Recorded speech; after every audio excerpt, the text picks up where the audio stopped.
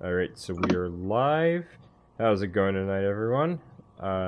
Here with another BioDevils podcast. Very long overdue, but I'm here with a ton of guests. So I'm going to start with Captain Chaos. I'm going to just work from there. So go ahead and Hey, what's going on, you guys? I don't think I've actually been on one of these before, so this will be interesting. I think you were on one or two. I don't think I was actually. I don't think I've ever actually. It might have been a while ago. I don't remember that. Yeah, I'm pretty sure I would have remembered, but right. Yeah, I don't think I've ever been on one. Anyway, up next we have Miss Scarberry. Go ahead and introduce yourself. Hi, I'm Scarberry. Yep. Up next we have returning guest Mr. Martin. Go ahead and introduce yourself. Hey guys, what's up? It's Martin here. Yep. After that we have Kaneki. He's helping out with the backup recording along with Scarberry. What's going on, people?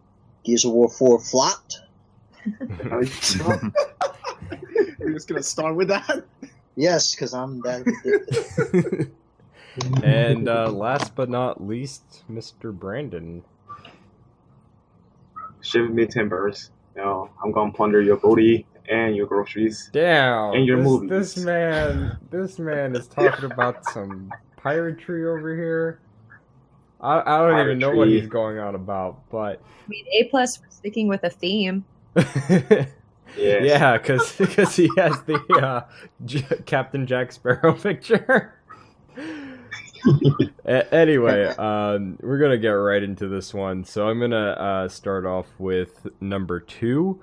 Capcom expects Resident Evil 7 to sell 4 million units at launch. Given how games such as Resident Evil 6 and DMC Devil May Cry did not sell the expected units sold at launch, how well do you think Resident Evil 7 will actually sell when it hits the market?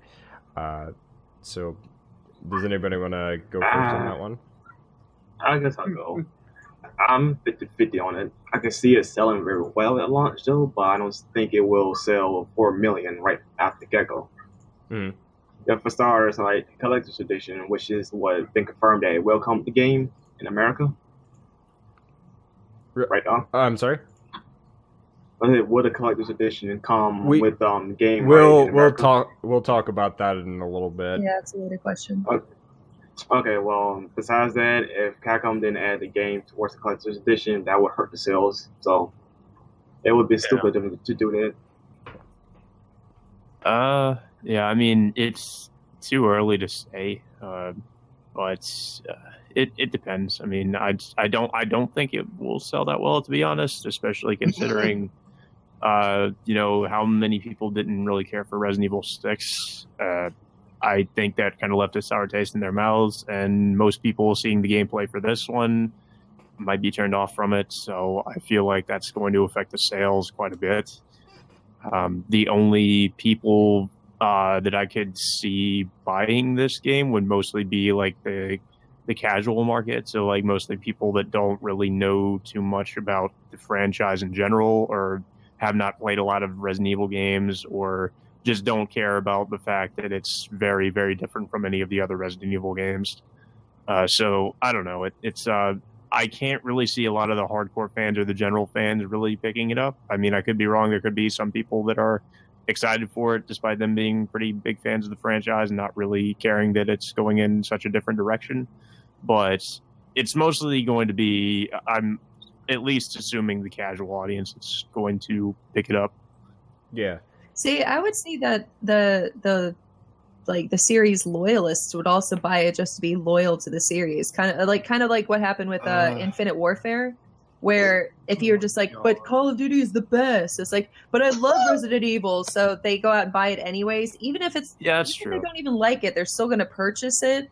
Which, when you're trying to sell units, that's what you care about. Is just getting people to buy your game. And so I kind of feel like either end of the spectrum, most people in the middle will probably pass, but you'll have people who don't care anything at all about the series, and so they're like casuals that come in and like, oh, this looks fun. And then you have the hardcore loyalists who are like, but I love Resident Evil, so I'm going to support it no matter what. That is true. There are those people who, despite the series not being what they're used to, or it just being a completely different game altogether, will still buy it just because it is at least by name Resident Evil. So, and there is also the people who will probably just buy it out of morbid curiosity to see what they really did with the game. But there are a lot of people, because a lot of people, like, let's be honest, when they say I'm not going to buy this game, they end up buying it. They low key buy it and play it. Yeah. I mean, I think 4 million units in general is such a, like, I don't know, unrealistic expectation. They always have like really high expectations for a lot of their games, even though most of them don't end up reaching that goal near launch. It's like later on down the line. Yeah, do you mind if I interject really quick on that? As far as like, and that's why I brought up RE6 and DMC Devil May Cry, because they were expecting a lot of units sold for both of those games. And then they ended up marking down DMC Devil May Cry by the time that game came out. They were expecting 5 million units for that game, and then they saw the backlash and just kind of how that all turned out. And by the time they reached 1 million units sold, it wasn't until like a year into that game's, a year and a half. Like a year, yeah, like Brandon said, like a year and a half after that game had come out, and then they reached that particular like amount of units sold. And they don't really deem these games like, successes until they sell that, that amount. So when it comes to like RE7, them expecting 4 million units, I think it's ridiculous, just because it's like, for one, there's always going to be those people that just will not like change, and that's very obvious. But there's also just the fact that people who are skeptical, they're not sure if it's going to be a game that they should pick up at day one. They probably will pick it up, but maybe after a price drop or so. And then there are also those people that are just like, I don't know if this is a game that's worth picking up, because look at Capcom's track record with not only the franchise, but just how they've been releasing their games over the past few years now. It's just, the quality of Capcom products is just not really there anymore. So, it's very understandable why people would be, cautiously optimistic or just cautious about this game. Myself, personally, I've already stated, like, whatever Capcom could have done, based on what I've played at least, to try to sell me on the game, it didn't work. And I still stand by what I had said initially. I have no interest in purchasing the game, because it's just not something that I would particularly want to play, because it just feels like every other first-person horror game. But you gotta give them credit for the confident advertising, basically, which is what it is. Where if you hear, they think they'll sell this many units, this game's gonna be huge, a lot of people aren't gonna go back and go, well, let's wait and see. Like, it's a good way to manipulate casual gamers that won't pay attention to the numbers after the fact. They're like, oh yeah, this game's gonna be huge, and I don't want to be the only one of my friends not playing it, so they run out and buy it and play it. It's the hype culture, right? Exactly. So it's a good marketing move to set a high bar like that. Whether or not they ever reach it is kind of irrelevant at that point. Oh yeah, no, I would agree. Like, they are still gonna make sales. Just 4 million is just reaching. At least in Capcom's case, because again, this is Capcom, and over the past 10 years now, they have not been doing so well as a company. Yep. I don't know. I regarding Capcom, I do agree about that, but I feel like it's also like, it's not. Fuck. I think 4 million units in general is like, this is unrealistic, like, expectation, and not just in terms of Capcom. I mean, if another company would say that, I think, I would feel the same, actually.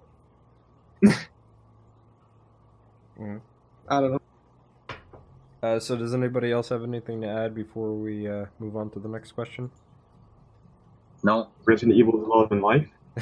Alrighty, so I'll have Captain Chaos read off the next question. Anyone you want. All right, let me actually look at it. Okay, number 5. Mass Effect Andromeda has a brand new cinematic trailer released on In7 Day along with the collector's and deluxe edition details. If you have seen the trailer, what are your thoughts on the game so far? And there is an update. The collector's edition will be $200 and will not have the game like Battlefield 1. I guess I'll go ahead with this because I have played all the Mass Effect games, and I am looking forward to it because it is all new cast, so you don't really have to play the other games in order to play Andromeda. But it does, it does look interesting. I don't really know too much about like the story and what they're going to do with it. It does look like they're going to be like some kind of, just judging from the trailer, we didn't really see that much gameplay. We saw like a little bit of it, but it was mostly just cinematic stuff. It does look like there are some like Reapers-esque enemies in the game from what we saw, the little bit we saw of the gameplay, which could be really interesting. But other than that, I'm not too sure about what to expect from the story, but it does look promising. As for the collector's edition thing, that is, I don't really agree with this current trend, that's going on where it's like we're getting collector's editions that have everything but the game, and it's like that's kind of the main reason you even buy it in the first place is because of the game. Of course, you want the extra stuff too, but the main point is, to play the game. So if you're not going to give us the game, or at least give us like a download code for the game or anything like that, it's just, what's the point? It's just merchandise.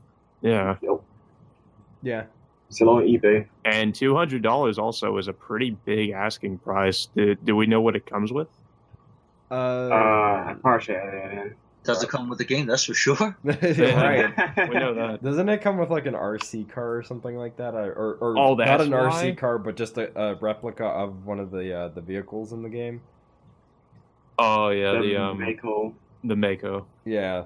I don't know if it's still the Mako in Andromeda, but yeah, I think it's called the Mako. I haven't seen the trailer per se, but I do want to kind of talk a little bit about the collector's edition not including the game. Like, honestly, I feel like, like Chaos said, it's just a trend that doesn't need to be there. It really needs to stop. Like, what is the point of buying a collector's edition and you don't even get the game? Like, I could understand wanting to maybe sell, like, the contents of, like, what that collector's edition entailed as, like, a separate, like, thing. Like, that's totally fine, but do that kind of thing, like, after launch. But to say that it's a collector's edition and this is what you get and there is no game, or like and we'll talk a little bit more about this one, but the Italian version of Resident Evil 7's deluxe edition, which doesn't come with the game but comes with like the DLC voucher code, which makes no sense. Like, what? Yeah, like I said, here's we'll get to DLC that for one. a game that you don't have. Right, it's like, how is that fair to the consumer? And the fact that this is a trend, I mean, we've seen this with games like Hellblade did this, so fuck Ninja Theory for that one. EA has been doing this a lot lately. They did it with Battlefield 1, and I think they also did it with Titanfall 2. And now they're doing it with Mass Effect, and Capcom's following suit with doing that with RE7. But, I think it's a thing that just shouldn't, it shouldn't happen. But unfortunately, it is happening. And there will be that dumb person that will go out and still buy it regardless of any of the problems with it. I bet you there's going to be somebody dumb enough that buys that, thinks that the game is included with that, and then they're going to get salty because, the game wasn't in there, but I just spent $100 on, stuff. I'm actually going to be optimistic and say this is probably going to die off pretty quick because I can't, like you mentioned, there's going to be the occasional dumb person who will buy it, but I can't see a lot of people really, buying this. No, this I is don't like think an it'll sell online very well, these Okay. collector's editions. So I looked up the $200 collector's edition. It includes basically an RC car. It's the Okay. Nomad ND1 model RC car. And so you're paying $200 for an RC car and a steel book that doesn't include the game. Wait, what? So it's just the steelbook case? So if I guarantee people are going to buy this thinking the game comes with it because it has a steel book. It just Fuck doesn't. that. That's so confusing. Why would you Exactly. put the steelbook So you're in gonna there have a if you're ton not of people gonna? very upset. What's in the steelbook? Is it empty?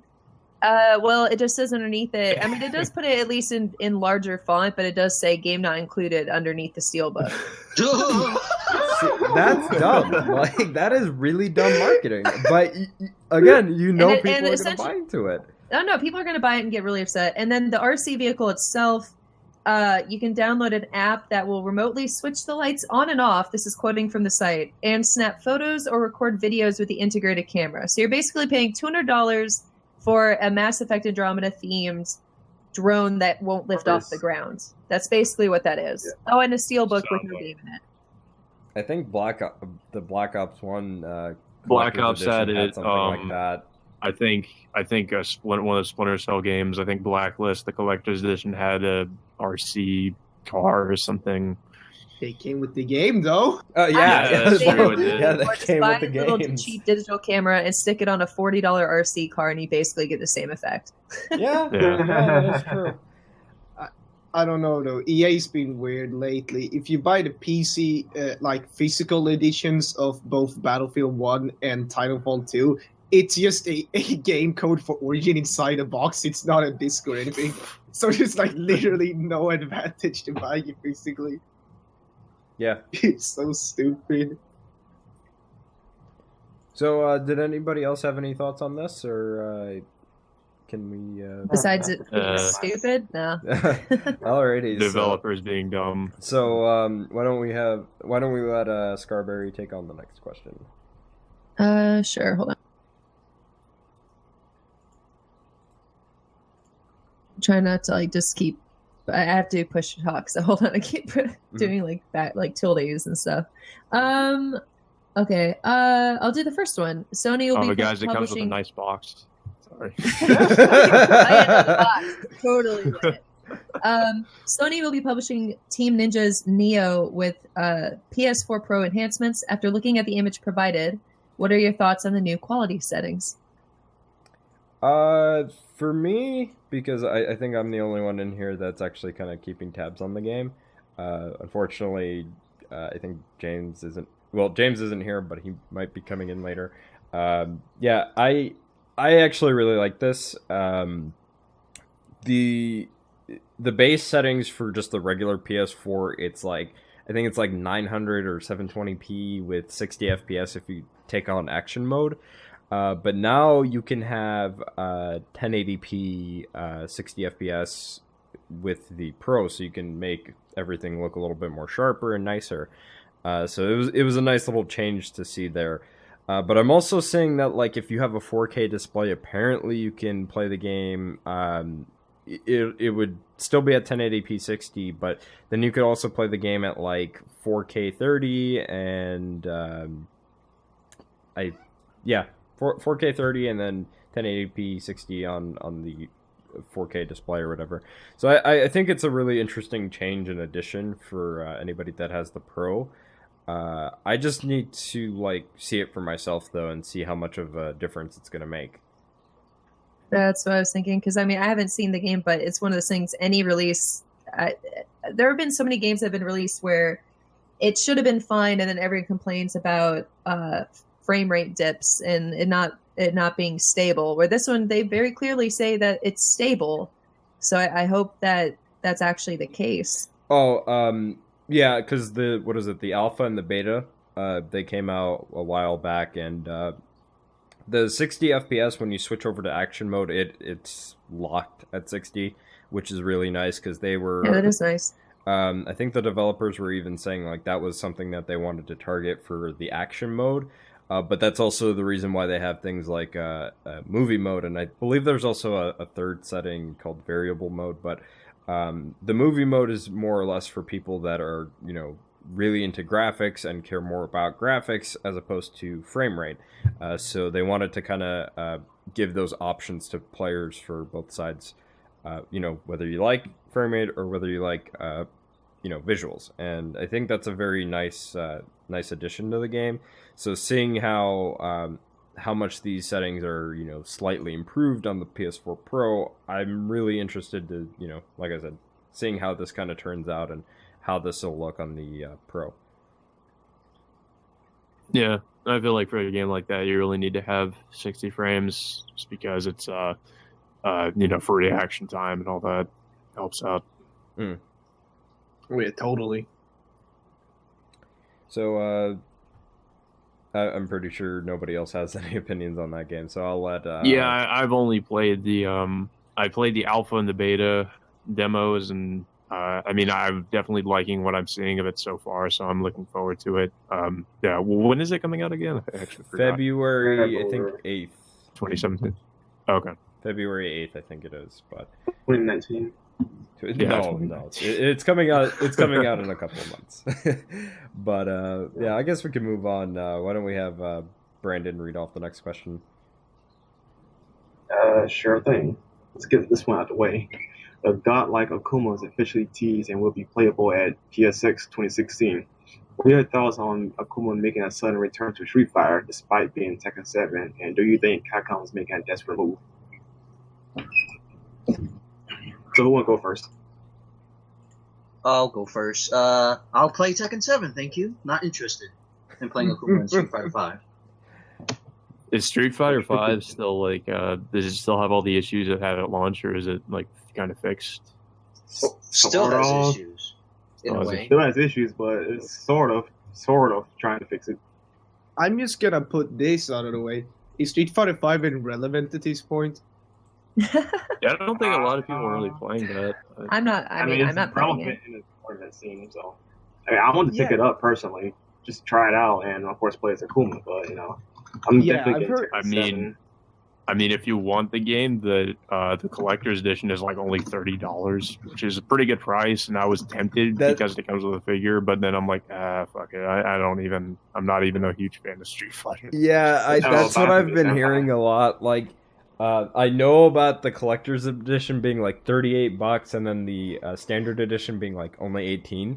And people are still saying we don't want the game. They're like, nobody wants to buy the game.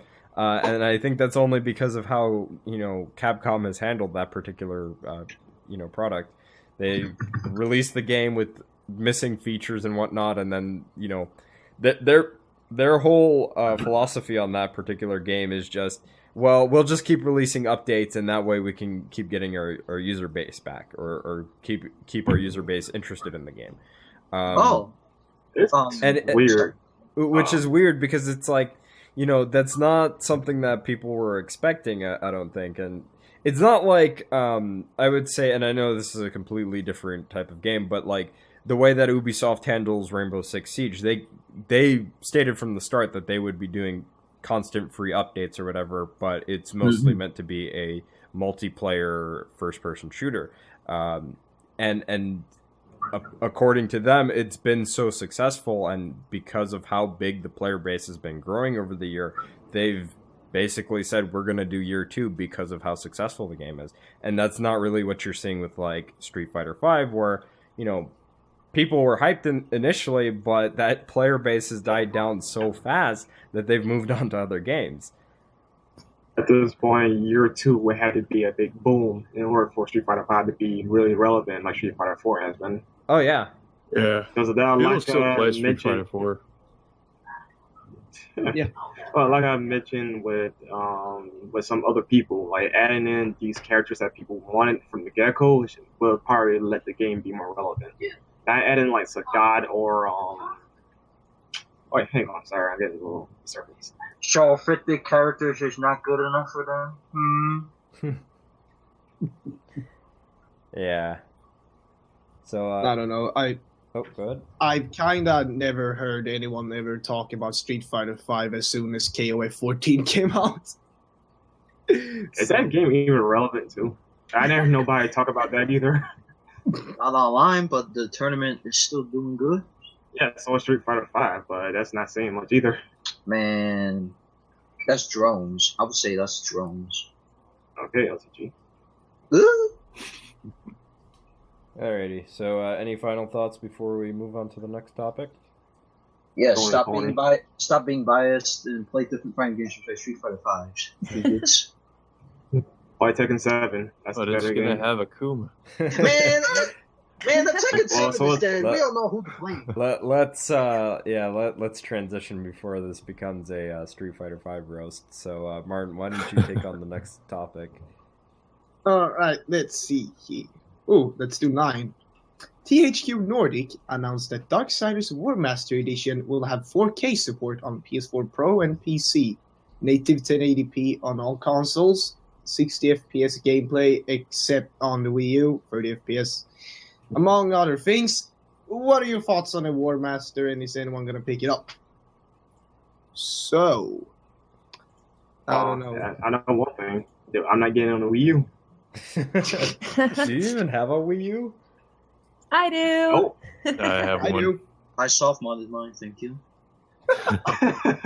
We always getting shafted. Yeah. 30 frames. Oh, Can that console can handle 60 FPS though, right? It can, yeah. Yeah, it it's can, but Plays Darksiders Bayonetta would be 60. more intensive. Huh. Because the Wii U is basically PS3 and 360, but maybe a little bit on steroids, maybe.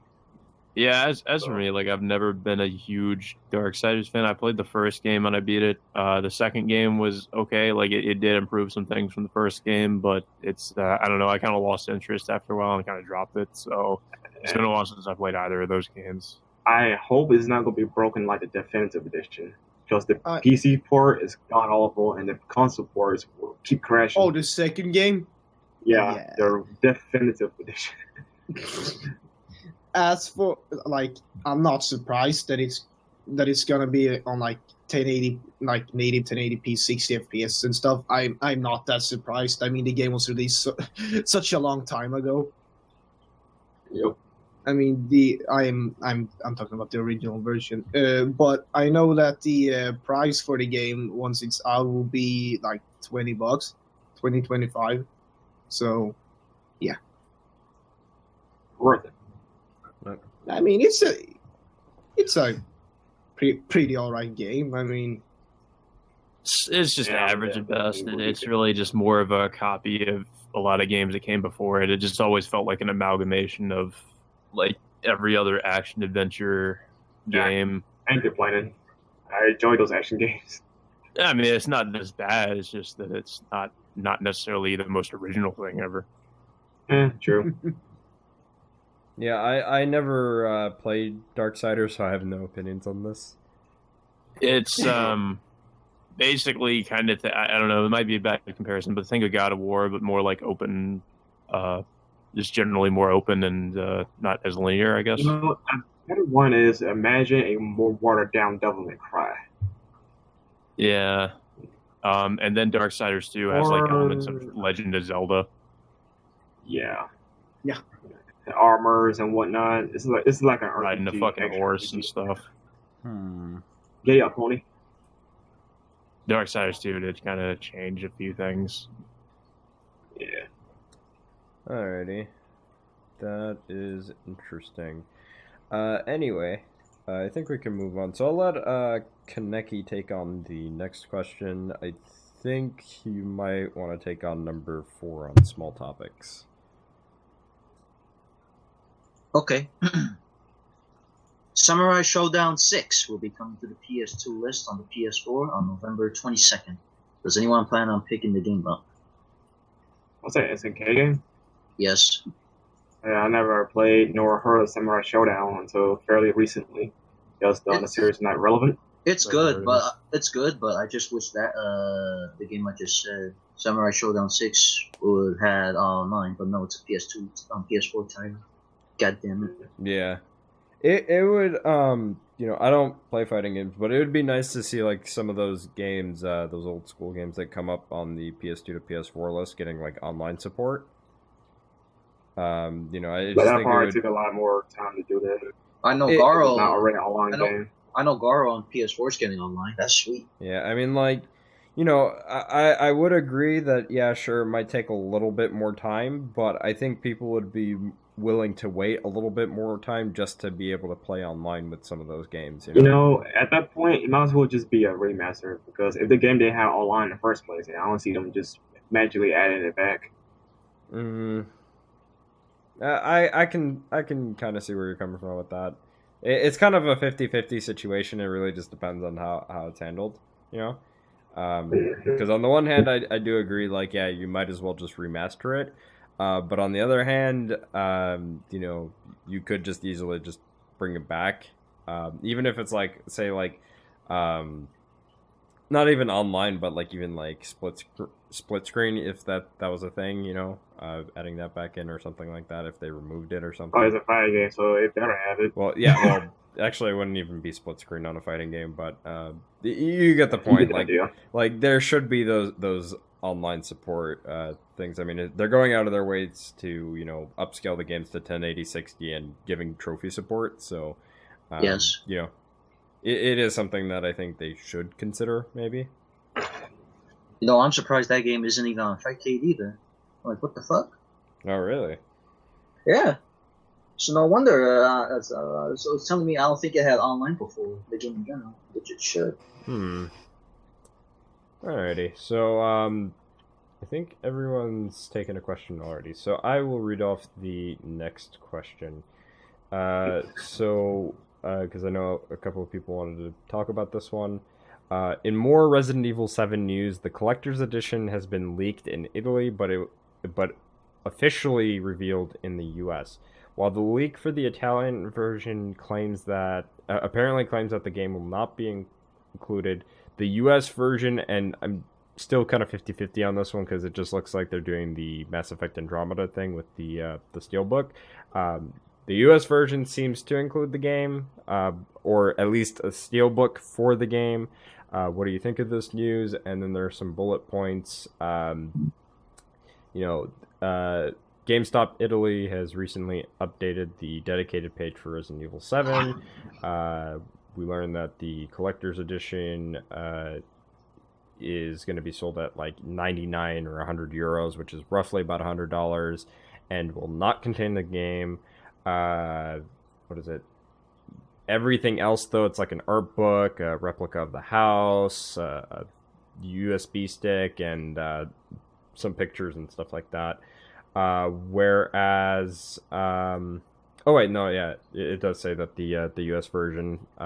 So whereas the US version, it actually includes the base game, a music box, a 4 gigabyte as opposed to a 16 gigabyte USB stick, a steelbook, a VHS tape styled box, exclusive lithograph, creepy note, and premium packaging.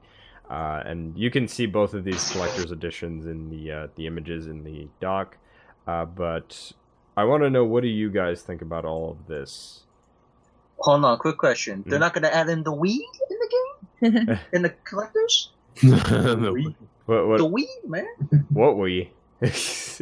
No, weed. Oh, the weed? Oh, the herb? Yeah, because they herb. changed it to weed. Green herb, red herb. I would have smoked that joint when I get it. So comparing the two pictures, those look like completely different collector's editions. Yeah, they kind of do. Like, they don't alike. There's the US one doesn't come with the art book. No art book. The house is totally different. Maybe the pictures might be similar. I don't know. I don't know why I think the USB stick is stupid. I'm not sure why. Yeah. That's even there. Can I explain why? Yeah, please. The USB stick. The reason why they're even making a USB stick off of this dummy finger is because when Resident Evil 7 beginning hour demo, when that demo was first coming out, everyone was freaking out about an item in the game which was a mannequin or dummy finger, and everyone was freaking out about it, expecting it to do something, and lo and behold, it didn't do shit. And they made an updated version of that demo, and it still didn't do shit. All it did was just go into a mannequin hand.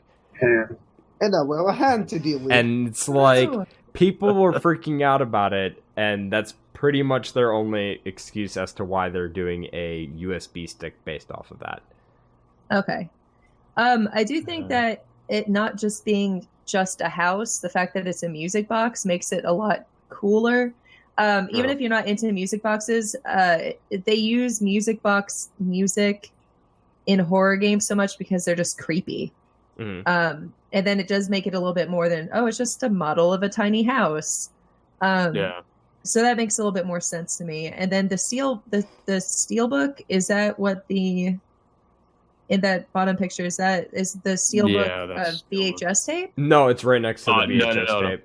Because I was going to say, if the steelbook was a VHS tape, that would actually be really cool.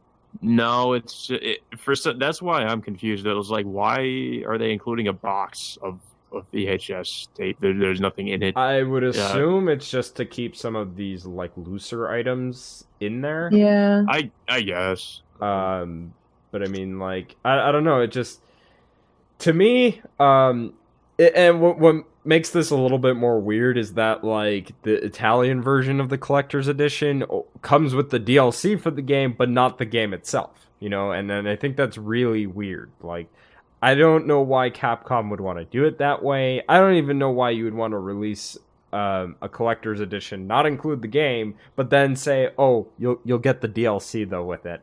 You know, it's like, I don't get that at all. It's so weird. I mean, I kind of feel like that's a little bit better than like nothing game related at all. Yeah, but it's like you still pay really bizarre. $99 to $100 for a game for this collector's edition, and then you have to go, and if you want the game, you have to go and pay $60 to get the game. Yeah. So it's like so much wasted money. It's just like the Italians are getting real screwed over with that. Mm-hmm. Yeah, I absolutely agree. I'm trying to see how much the U.S. Collector's Edition is. Oh, the U.S. Collector's Edition is $180. Oh Jesus! I thought it said on here that it was like $90 or some shit. No, the Italian version. Yeah, no thanks. The Italian version converts to around roughly about $100. You know. Nope. But the U.S. version of the Collector's Edition is $179. Oh, it better come with the game then. I just feel like it's just so painfully obvious that whoever is deciding what goes into the collector's editions like is completely out of touch with the fan base, and that's for like any of these games. Like, if you actually talk to the fans or did anything like that, where it's like, yeah, send us your opinions or something like that, or just anything, the collector's editions wouldn't be so weird.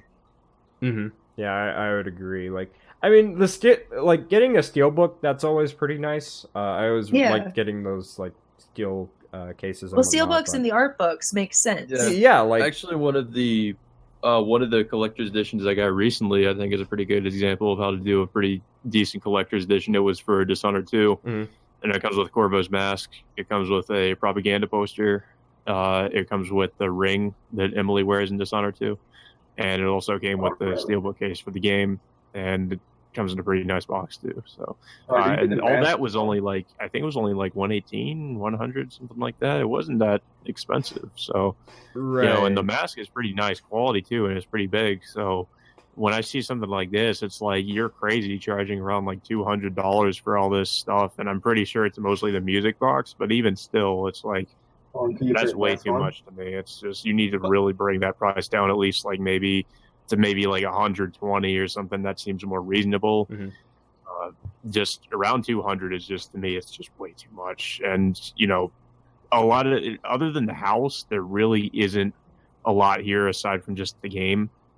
Because what else do you get? You get pictures, it looks like, and like that creepy note though. Yeah, you get you get a spoopy note, and you get a fucking USB finger thing that nobody cares about. I just feel like they have disdain for their own fan base. Like, oh, they're idiots. They'll buy whatever we sell them. Yeah, that's probably how they think too. It's not even really an exaggeration. I'm pretty sure that's what they thought when they made this. Yeah.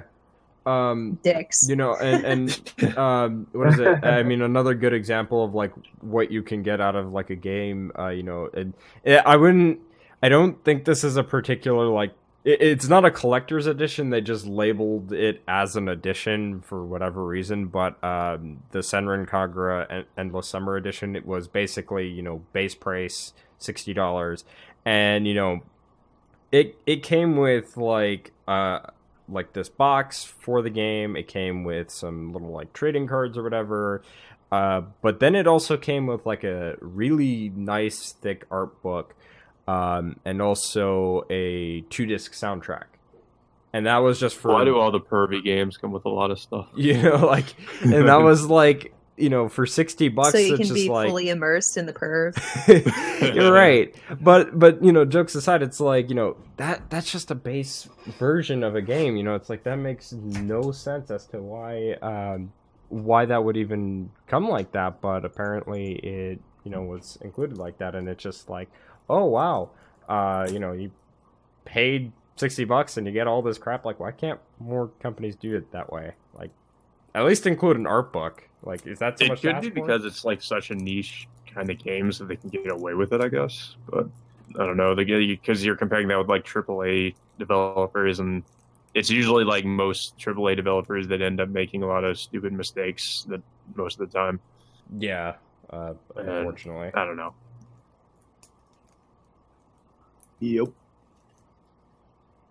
So, any other thoughts on this before we move on? Oh yeah. If anyone of you buys it, I am buying that note off you. That note. The note says like 7 days, something like that. No, it's actually days. the note that was found in the beginning hour demo, I think. Yeah. I shall What did that dash even you say? against the stones. Well, what did the note say? It said like I'll dash them against the stones, and then it says in blood, I will dash you against the stones.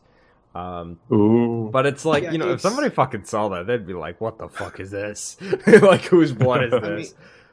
I mean, from what I remember, it's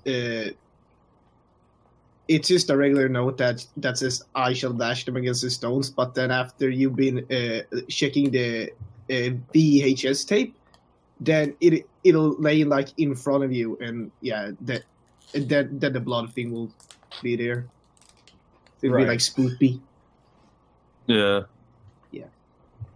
Anyways, that was a pretty interesting discussion, so I'm gonna let Chaos take on the next question. Okay. We've got quite a bit of small topics as well, if you want to look into those. Oh, I didn't possibly. even see that. I guess I'll go with number 13. The next Assassin's Creed will be less scripted, according to Ubisoft. Ubisoft claims that focusing less on narrative means that players will have more freedom of choice and it will make the world more interactive. It was also hinted that the next title may not be announced until 2018. What are your thoughts on this? And there's some bullet points. French newspaper Le Monde? Le Monde? Sounds right to me. Ubisoft CCO Serge, god damn it, these names. Haskot. Let's just call him Sergey. Just Oh, yeah, all right, yeah, Sergey. I keep forgetting He's that. gay. let's I just like call him Serge Sergey better. just to make this shit Surge. easier. Yeah. Confirmed that Ubisoft is placing a greater focus on freedom of choice in its upcoming games rather than forcing players to follow a narrative path. By placing less focus on narrative, players are able to interact more with the game world, which feels more alive and less scripted. Far Cry Primal and recently released Watch Dogs 2 are good examples. For now, Hasco had confirmed that the first upcoming game to fully take advantage of this new approach will be the next Assassin's Creed. And then the last one, fans looking for any new information on the upcoming Assassin's Creed are out of luck. However, as Hasco had reaffirmed that the company is taking a slower and more calculated approach with it. The new entry will be back once it's ready in order to create a greater experience for the players. Our release window still appears to be up for debate, as Hasco had hinted that a 2017 release date is plausible, even though CEO Gilmont. I Let's just can't call him remember. Gilmont. Gilmont and the VP of editorial Tommy Francois have previously said that the company isn't afraid to push it even further into 2018 if needed. Okay, so I'll just go ahead and say I think that's a good idea. Just all this sounds good to me, to be honest. It's good that they're not doing the stupid yearly release date thing they were doing with Assassin's Creed for a while. So I'm glad that they are taking more time to focus on the quality of the game rather than just doing yearly releases, because I think that was one of the major problems with Assassin's Creed, and that's why there's been so many bugs and glitches with the Assassin's Creed games, the most infamous of which being not Syndicate, but Unity. Goddamn. Unity, Yeah. But yeah, I think it's a good idea that they're just going to release it not next year but the year after next. It just seems like an all around good idea just to focus more on actually polishing up the game. I have a question for you guys. Mm-hmm. Have you guys seen the remaster for Assassin's Creed 2? Oh, we'll get to that later. I don't think that's a question in the doc, so we can talk about that. Oh, but it's not? Yes. Before we do that, let's introduce Mr. James over here since he came in late. No. Ohio. What's up? No way. Nice of you to grace us with your presence. Always a pleasure. Show us your wisdom words. Yep. So James, we're on. If you're curious, we're on question number 13. We're talking about how apparently the next Assassin's Creed is going to be less scripted, and Ubisoft thinks that. Oh, I forgot about that. Yeah, Ubisoft thinks that it's going to, because of that, it's going to drive, more focus on freedom of choice and world interactivity, and also hinted at possibly Assassin's Creed might get pushed back until 2018. Good. Push that shit to the moon, as long as it's not glitchy crap again. About it. Take as much time as you need, please. Free the world. Assassin's Creed has a bad history with faces now. Unity and 2 are best examples of this. Man, that shit is hilarious. I can't even...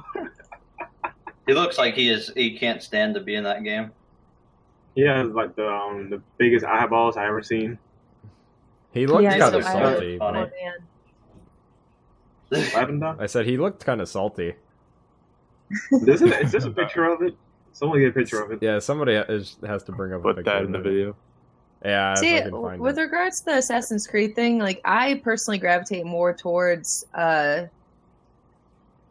linear games and linear gameplay with a story that you're trying to discover. So this isn't necessarily appealing to me, although I know people disagree with that because I know the popularity of GTA 5. It's just never been something I've been really interested in. So I get the appeal. It's not for me. Are you gonna run over personally. hookers? No, Well- it's not a favorite pastime of mine. No. Well, no, I can actually see where you're coming from with that. Like, and it's something that I think I've thought about for a little bit too. Like, not necessarily specific to any type of genre or style of gameplay or whatever, but just games in general. When a certain like trend comes up, it's just oversaturated to death, and then it's like, well, where's the variety? Where are these other types of games? We shouldn't just have games that are in this particular style and ignoring other styles that people still enjoy. Yeah. This isn't the PS2 era anymore. Yeah, this isn't the PS2 era where you would get such a large variety in different types of games. Like, so I definitely get where like somebody might not prefer open world over a more linear style, and that's totally fine. Like those types of games should exist, just like open world should exist. So I definitely agree with your point there. Well, I would be optimistic though, because the more I think about it, because I like the story of the game. So to basically make it more open world would just, to me, the way I play games typically would just be, okay, great, you have more side quests that you could do to drag out the amount of time you play. But I do see the logistics of, as long as they don't cut out story, then you cater to both types of players, which is a good thing. I think I think Witcher 3 is actually a really good example on how to do like open world stuff and side quests and all that, because like it really doesn't take away from the story, and it really does add a lot just to do the side quests, because each one of them is pretty unique on their own, and it's actually rewarding to play the side quests as opposed to just like a chore. And I feel like that's kind of a problem with a lot of open world games, is it feels more like busy work than it does actually like grinding. Yeah, and I think Witcher 3 really, really does a good job at addressing that and making it actually interesting and making you want to play the side quests as opposed to like just, saying, let me get back to the main story. I don't want to bother with this. Right. That's kind of actually the same problem I have with some of the open world games is that a lot of the time, a lot of what you have to do just feels like you're doing it either just to get experience if it's like an RPG or something like that. So doing the side quests just for that. Or if, in Assassin's Creed, regards to Assassin's Creed, like how you had to climb the towers just to reveal more of the city, just so you can see more on your map. And it was mostly just to do that. And, it just felt like you needed to do this just to, just to get further in the story, just progress the story. But it's not the most important thing ever, really. Oh Yeah, if you need to do it just to know where locations are, like especially for like a blacksmith, because if you don't know where you don't know where that is, then you fucked. Especially in Assassin's Creed 2, Brotherhood, Revelations. Because blacksmiths play a very important role in it. Yeah, I want to say too, like, as far as like open world is concerned, like MGS5 had this issue where like there were so many side quests, but a lot of them were rinse and repeat, and they just became repetitive, and it was just not fun to do them. It was really weird because when Ground Zeroes came out, they showed that game and they had the extra ops or the quote unquote side missions, and originally what the full game was supposed to have was that the side missions were supposed to feel like their own self-contained missions that might have a little bit of backstory that kind of adds on to the main quest, or in some cases like the Deja Vu and Jamais Vu side missions, they're just more like fun little side stuff that don't really add anything to the game, but they're just there just to have a little bit of fun, so I think it's like it's really just something that I think open world games kind of have a problem with. They need to make the side quests feel like they're you can do more with it, you know what I mean. But I'm done rambling. I think we'll let James take on the next question. James? Biggest bomb called me. Oh, I am. He's There we go. No, I'm here. I was muted. Number 12, Tomonobu Itagaki says that PS4 Pro was just developed for PSVR. What are your thoughts? You want to read off the quote? PS4 Pro is just a rhetoric. The current gen doesn't have enough power to support VR, so they're releasing to support VR. I'm going to get in trouble saying this. Microsoft and Sony are going to be on my case like shit for saying this. That's what he says. PS4 Pro is not really their motivation. VR, which is the upgrade is for, requires a lot of processing power. Oh, Inagage? Yeah, he said that. So Pro is mainly for the VR? Captain Tits McGee. That's what Tomonobu Itagaki is saying. Is what? Itagaki, that's what he's saying. Oh. Wait, is that the guy you compare me to all the time? Yes, you look like Itagaki, okay? It's the dead or alive guy. So, does anybody want to go first, or can I take this one? Or I have the VR, and it's just like, really? You say this now? Could you spot the Pro first? Then fuck you. I mean, I don't really know if I could. VR is the future. I don't really know if I could agree with the statement per se. And I heard children yelling in the background. Brandon, Brandon, I don't know what's going on up in your house, but you better 86 the shit over there. Do you need an adult? Are you okay? Brandon's little brother is trying to assault him. No, that's another one. But as far as the statement is concerned, I don't know if I agree with it per se, but I mean, like, you could power the VR with the regular Pro just fine. I think it's just regular Pro. The regular PS4. Yeah, not the regular Pro. Well, wait for there to be a PS4. There's the Pro S. No. The Pro Less, and then the Pro High, and Pro Less. the Pro 420 blazing it. Anyways, jokes aside, Yeah, I think that, yeah, sure, maybe the Pro can enhance the VR. I wouldn't disagree with that per se, but I don't know if, like, what he's saying is necessarily accurate, you know? And I think that, I think that there's also just the thing that maybe they don't really want to,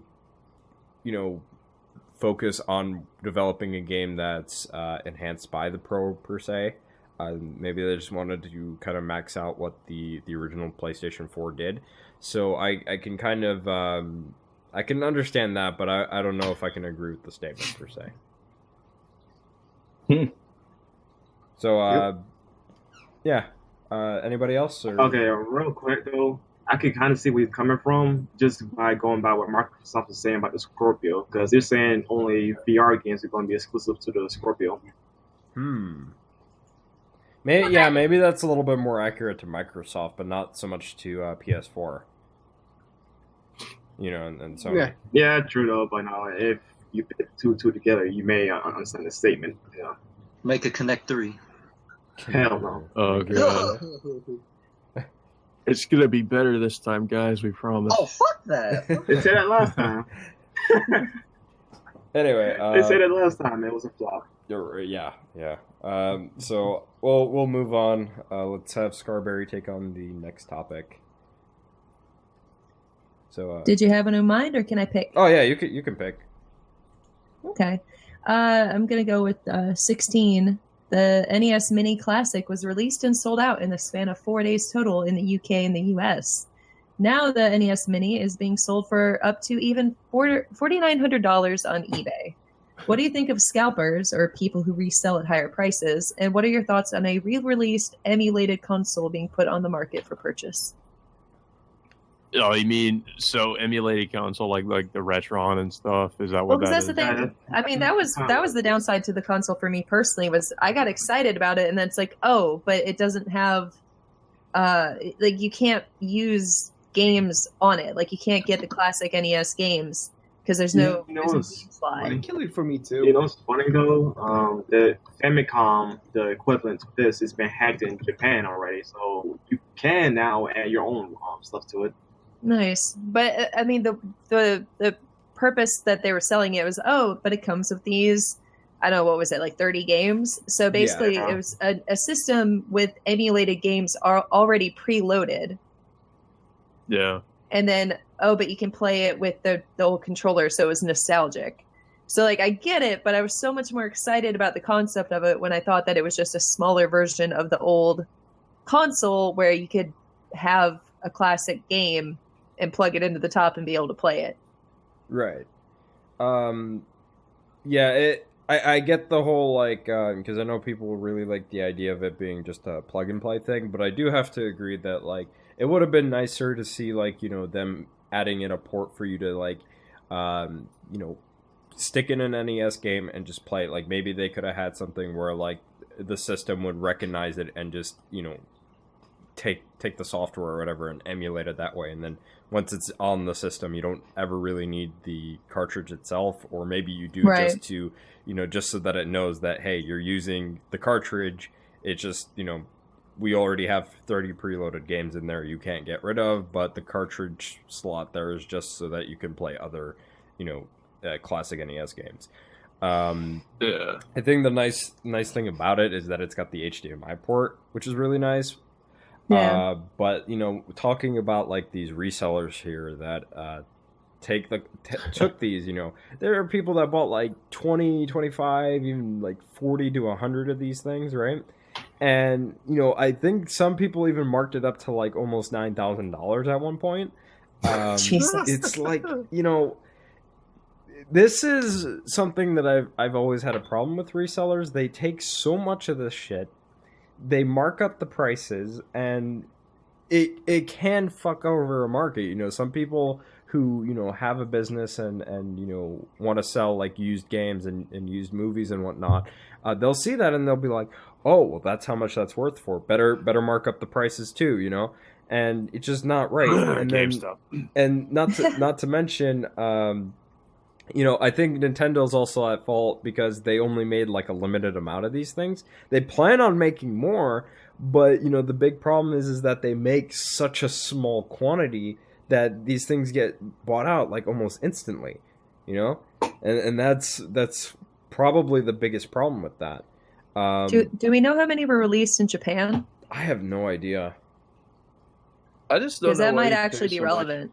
I just don't know why you would pay so much for something that's pretty much just an emulator. I mean, like, people have money to burn and they're stupid. In Japan, I think on Amazon you can buy one for like $100. Well, see, $100 Okay, so not as isn't so bad. I mean, the console was marketed at like $60, Mhm. so like a $40 price mark is not too bad. It shouldn't be a thing anyway, regardless if it's that bad or not. No, yeah, I definitely agree, but it's not as bad as like selling the damn thing for like almost $5,000. You know what I mean? This happens with amiibos too. It's just these scalpers. They get their hands on something like that. And They it's- buy up What's- everything the store inventory has, and they just clear it out and they sell it on fucking eBay. For What's the ridiculous price. knows this as well, but they do nothing about it. Well, What's the deal with Nintendo and understocking like everything like they got? I do notice it specifically happens with them, like with like just Nintendo stuff. It's just ridiculous. Like how Yeah. Yeah. At one point, like the Wii U Pro controllers, the ones that look like actual controllers, they were like $200. Right? Because they were not stocked. Mm-hmm. Yeah, no, fuck that. I don't know. Me I personally, remember I actually got mine for like I think it was like how much were they? Like $60, I think, for like a regular Pro controller. yeah, that sounds about right. Yeah. Me personally, like I was really excited about this, but my needs as a gamer are better served just buying a USB controller and just playing at my computer and playing emulators. Right. Yeah. Like I don't really have a need. Like I wasn't going to be playing the 30, like all 30 games they had in the system anyways. I'd probably play maybe 6 of them. Not to mention, like, you can easily just hook, like if you're playing it on a laptop, you just hook it up to your TV or something, Right. and play it that way. It kind of just completely defeats the purpose of even having this console. Right. Yeah.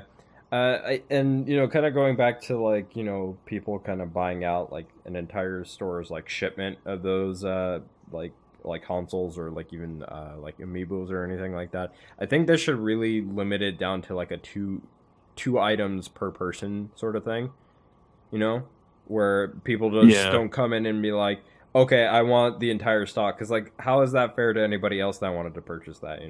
I mean, Although I did see that there were lots of stores that did attempt to stop that, where they're like, well, you can't buy more than one and things like there are efforts out there, but anything online, even if they limit the number, the workaround of that is that they just make a bunch of emails beforehand and buy them all under different That'd be accounts. So, like there are workarounds for scalping. Yeah. True. Yeah, you I mean, can easily get around that online. I'm assuming they can't do anything about like recognizing the IP, the IP address. I don't know if most sites sure necessarily it's go that proxy. far. I mean, at this point, it might as well, considering. Yeah. Yeah. I mean, the technology is there. It's just whether or not the company cares that much. But I do know that at least at actual brick and mortar stores, there was a lot of effort where they're like, nope, you get one. So like you'd have a family and each person would buy one. And I think that kind of flew by. But other than that, it wasn't somebody that could just walk up and buy 50 of them. I was gonna say No, you get one and you'll be happy about the it. only instance in which I think it is semi-justified to buy multiple consoles is if you have like a family and each person wants one, I guess. Yeah. But other than that, it's like one person walking in. It's like, I want all this, all these consoles. In that situation, I think it is reasonable to say you only get one of these. Yeah. I think they would have been better off just putting out more of them and then just waiting and releasing it on Black Friday. Oh yeah. Oh, that would be crazy. It would have been insane, but it would have been better as far as marketing, I think, rather than the small batch. And then it's like, well, are they even going to have any out for Black Friday? I think they said they're prepping up some more for the holidays. So around Christmas time maybe. But yeah, I definitely agree. It's just very, very tricky.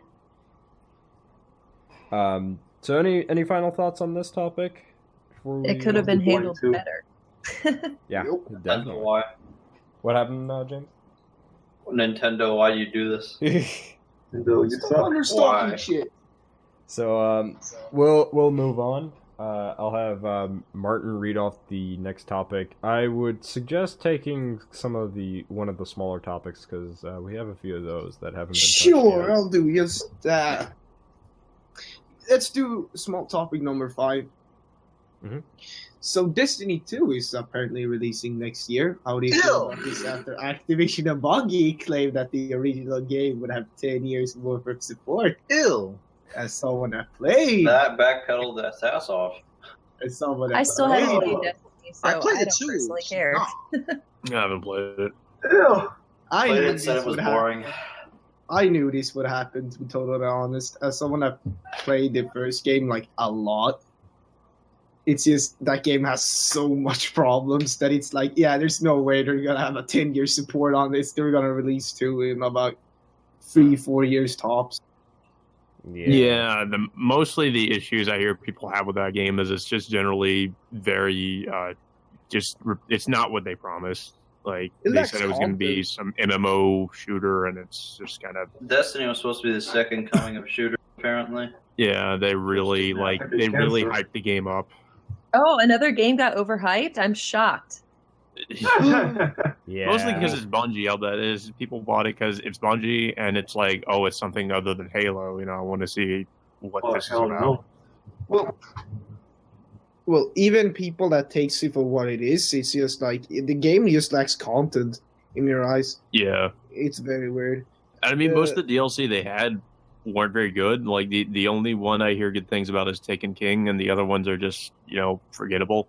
I heard Apparently, the new one was all right. It's the just- new one had good points, but it from what I heard, it's too short. There's Yeah. just not much to it.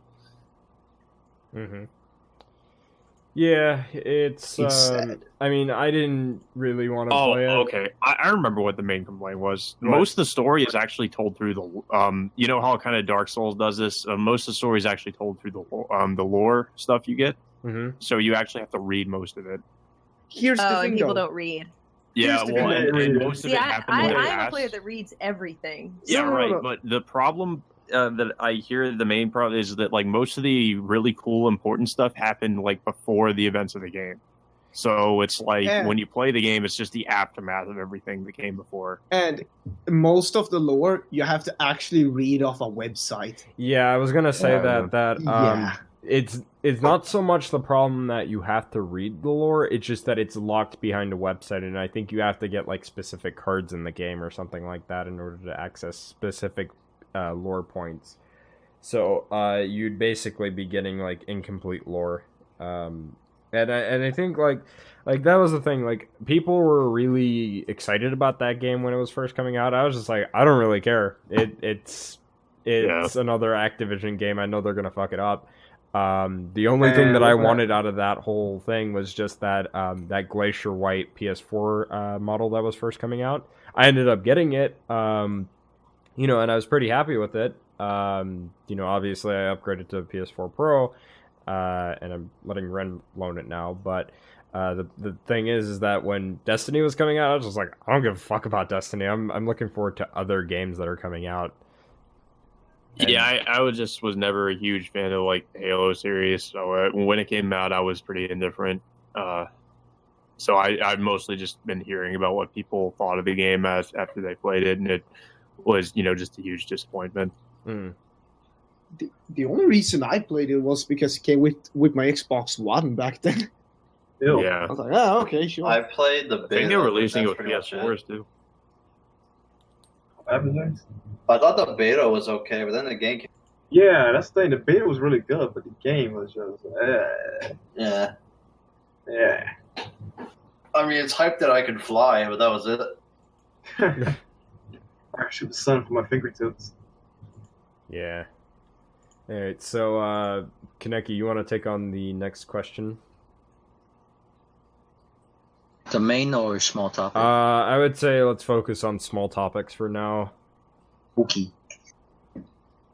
I want to shit on this.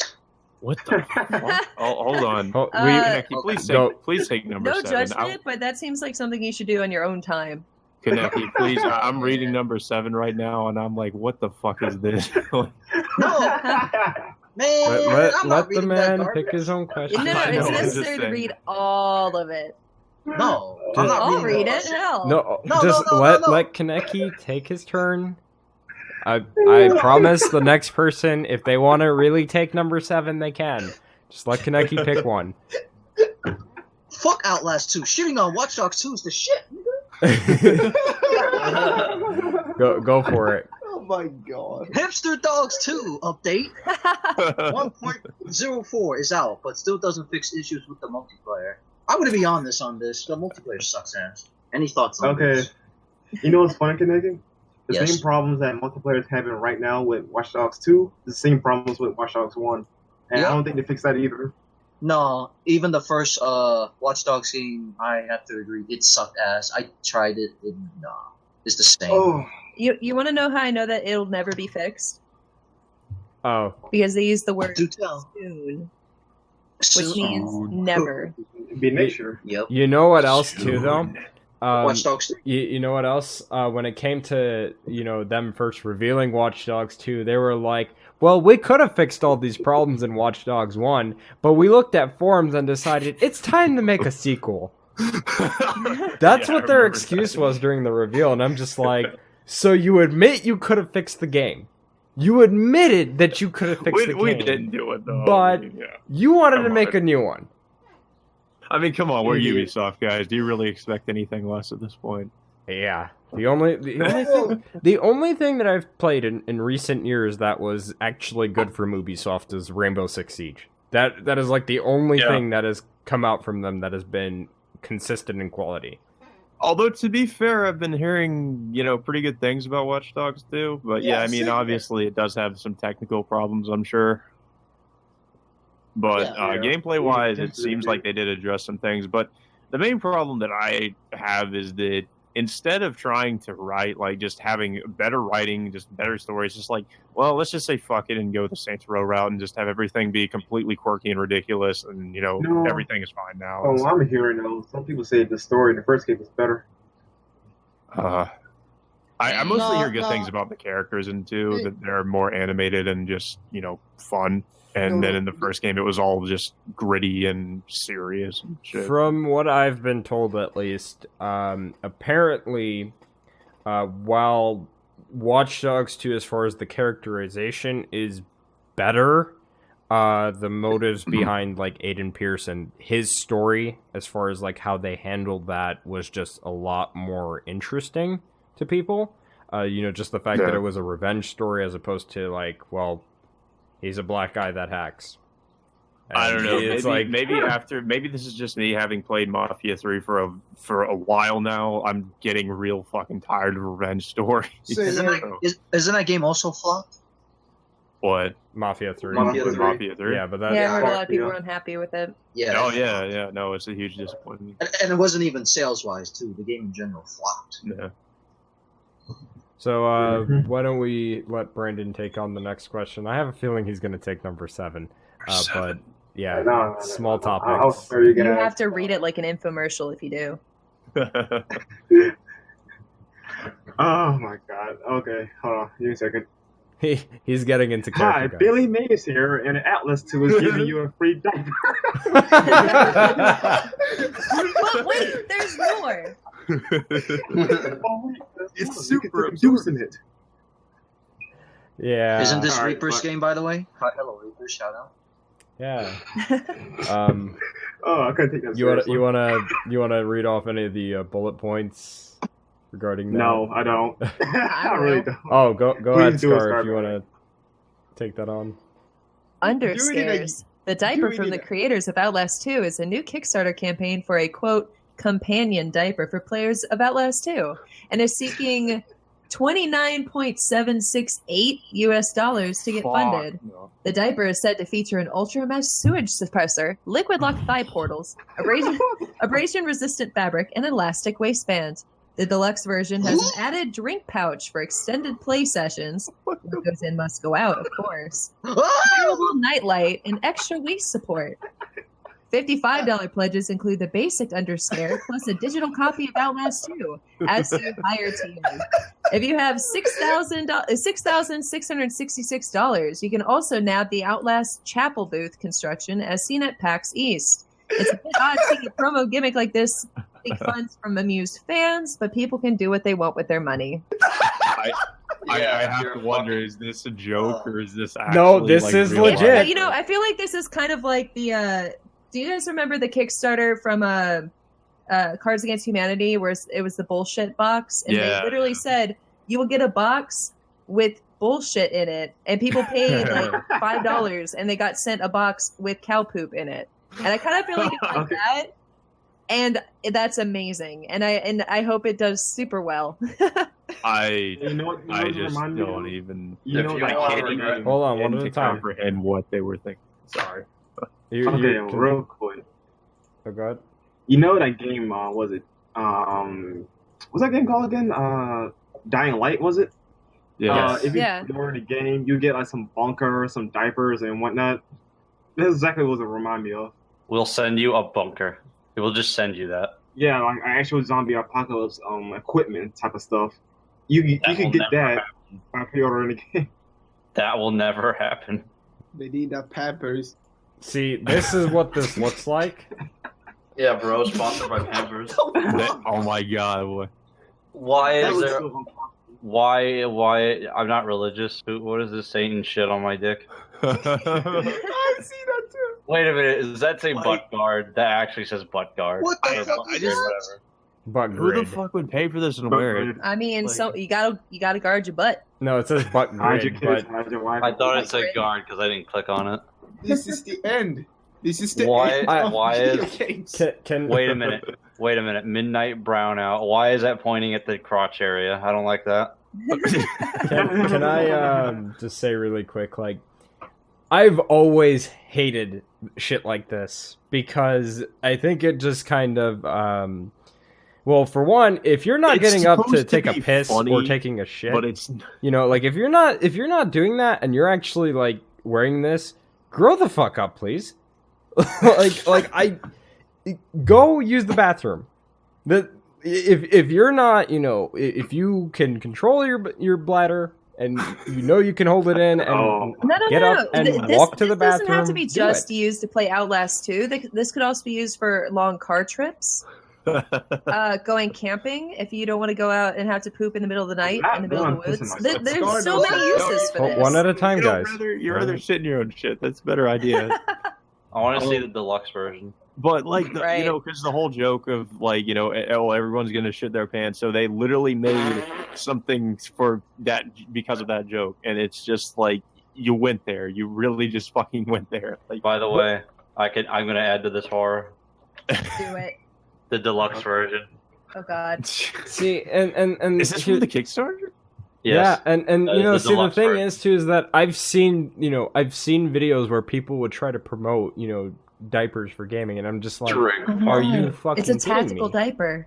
You know, PewDiePie's gonna do this. He's gonna wear this. Oh, you know you will. Yeah. Probably This shit over that fucking weird swear. skin jumpsuit. Glow he's in the got.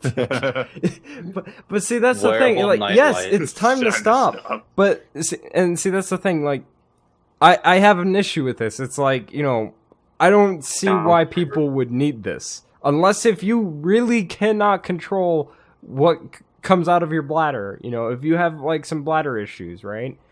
I don't see why this even needs to be a thing. You know. It's what I was talking about. It's the joke, and they're just like, well, we're gonna literally make something because of that joke of everyone's gonna shit their pants because the game's gonna be so scary that you're gonna not lose control of your, you know, just completely lose control and just shit yourself. Well, this is a thing you can get. I don't know what the hell you're gonna do with it. Can I just say I appreciate that they've actually copyrighted the name Lil Wuss for the wearable nightlight. That's a What really is nice that? touch. I like it. A house. What am I looking at right now? Like, It's a house. It's the chapel. I oh, think is was what they called it. Is this what the backers can get? Yeah, Yes. if you pay almost $7,000, you get the Oh my Outlast God. chapel. Yeah, you get this ugly monstrosity. Man, that'd be good That for just camping. looks like a Minecraft construction. Like, Yeah, That's what I which thought. inevitably somebody will just build this themselves and put the plans for it yeah, online. like if you work hard enough, I'm pretty sure somebody could easily just make this. I mean, Well, it's only got 6K out of it. if I'm paying $7,000, I don't want some glorified tent. That's what this looks like. It's just a glorified tent. Like it just has. A bear will probably destroy that in 5 seconds. Yeah. Look, something's glowing inside of it though. Yeah, it's like that cross, Spooky, the spooky. upside down cross. Great. No, can't wait to I get just love the this is basically just part of their media campaign, and I love it because it's not meant to be like, oh yes, we really hope these diapers sell. It's just further advertising for the game, and I think it's actually really, good job. Yeah. Good job, advertisers. They took this literally, the whole shit your pants thing. I don't even know what I can't say anything else. It's so funny. It's just ridiculous. I It's just funny, but say- it's ridiculous. I've never heard of. I mean, people are doing some ridiculous stuff with Kickstarter now. It's just. If you're above the age of 5 and you put this on, you should be ashamed. I mean, you probably get used condom next. well, you Carry gotta on. you gotta be you gotta be PewDiePie and get those I'm views. feeling uncomfortable. Can we Yeah. move into my safe space on another question? Yeah, I'm gonna say, you fuck out of here. All right. Whatever. My dramatic reading was amazing. Yes, it was. Well, you guys. well, Dom I don't said know more. I don't want to Dom said he wanted me to take the next question. Go for it. Let's see. I actually wanted to go into number 7, the main topic. Just go ahead and take it. He's Or like, was it? Okay. Number 7, EA's CEO Andrew Wilson recently explained why Titanfall 2 won't have a season pass, which means the post-launch maps and modes will be free to all. The feedback has been really, really positive. If you look at the player conversation in the marketplace right now around Titanfall 2, it's very strong. CFO Blake Jorgensen chimed in and said, "You think about the business differently than you might." Somebody made a typo here. Then, oh wait, no, never mind. I misread that. You think about the business differently than you might an existing franchise like a FIFA or a Madden, and what that means is we're looking for ways to not fragment the player base early, but to include as everybody as possible as we can to continue to build that franchise. What are your thoughts on this? What question Sounds good. did I just come back to? I Number just went 7, back to some of the right? main questions in number 7. Goes about Titanfall season pass or something. Oh, why it's not a thing? Like why it's free or Oh. stuff is free. I'm sorry, I didn't mean to interrupt, but somebody can chime in on that. I mean, I'm all for the not having to pay to play a game if you've already purchased a game. So Amen. I think it's funny that they're actually making some good decisions in regards to this, but like with the game, I heard that I was actually looking at some of the physical copies of Titanfall 2, and some of them don't actually include the game. So I think it might just either be like the voucher for a download code and just doesn't even have a physical disc. right. Yep, the PC version. Yeah. I mean, that's never bothered me personally, but I know It people does like kinda having that bother whole me. collection. Yeah. It does bother me because it just kind of tells me that they were too lazy to actually print a disc. And it's just that really, from what I understand, doesn't take a lot of effort to do that Right. or resources. But yeah, anyway, I think it's a good idea to do that. Obviously, we definitely it's good to have more free, downloadable content instead of just if paid. we can kill season Yeah. pass altogether, I'll be happy. Yeah, season passes are just like, well, a lot of the time it's just an excuse for developers to put more stuff into like an unfinished game. Sometimes obviously it's just so they can add more content to the game. Sometimes it's more just like so they can basically kind of finish up what's unfinished with their game if they haven't really finished it up. It's kind of like a lazy excuse to just try it. It's basically like if you have a really unfinished game, it's like, well, we're gonna have a season pass now, so we can actually fix some of the stuff people are complaining about. But in this case, I don't think that's the problem. Thanks, Martin. Oh, thanks for telling us that. Maybe you can use those diapers. Fuck off, Martin. I think this is a step in the right direction because there's so many games that's like, oh well, yeah, you can play the game, but here are 20 DLCs that if you want to get the full experience, you have to play. Where this is very obviously meant to show like that they value their fan base, and it's like, no, we want everybody to be able to enjoy the whole game. It's showing that you value the fans versus how much money can we milk out of our fans. Yeah. To me, so I like this a lot better. Mm-hmm. His DLCs are a pain in the ass. Yep. Alrighty, so any final thoughts regarding that, or are we good to move on? Season pass suck and die on fire. That's facts. Alrighty, so I'll take on, I'm going to take on number 8. Nioh will be getting a deluxe edition with a season pass and pre-order bonus armors. The article also discussed how frame rate and fan feedback were big considerations during the development. Any thoughts? And then the 2 armors are kind of shown off. The new IP is, in a lot of ways, what they wanted was just fan feedback and understanding what the right direction was going to be, because they didn't really know. They didn't want to do battles involving too many enemies because they thought it would be just too challenging, so they looked to do more like one-on-one encounters, and they kind of go into some of these other details, talking about like targeting 60 FPS at 1080p, especially for the PS4 Pro. So any thoughts on that? Not really. That was helpful.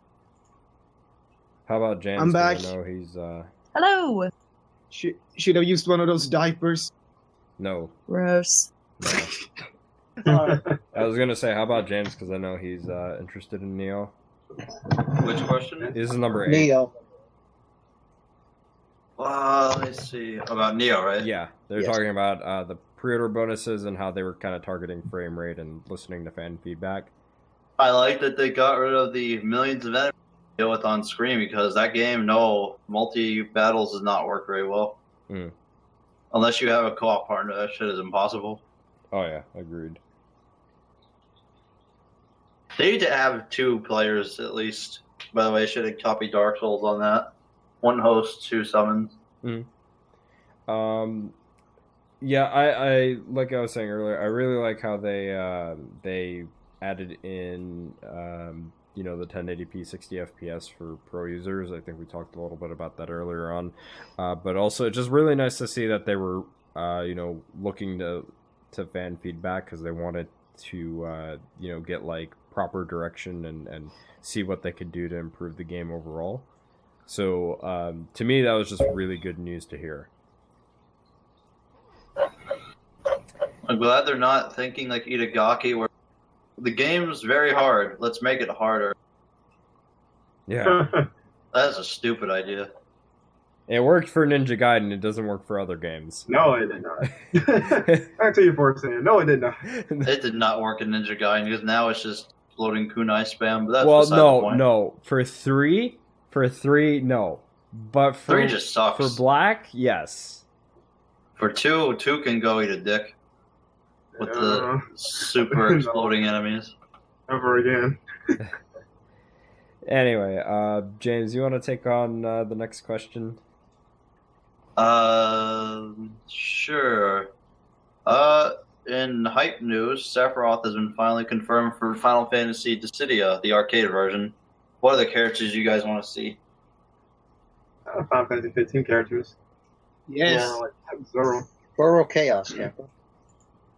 Bruno, okay. Oh, no. No. Is No. Is Vincent from FF7? I'd like in to that see game? Vincent in Yeah, there. I would see him playable, but I don't think he's going to make it in the final cut.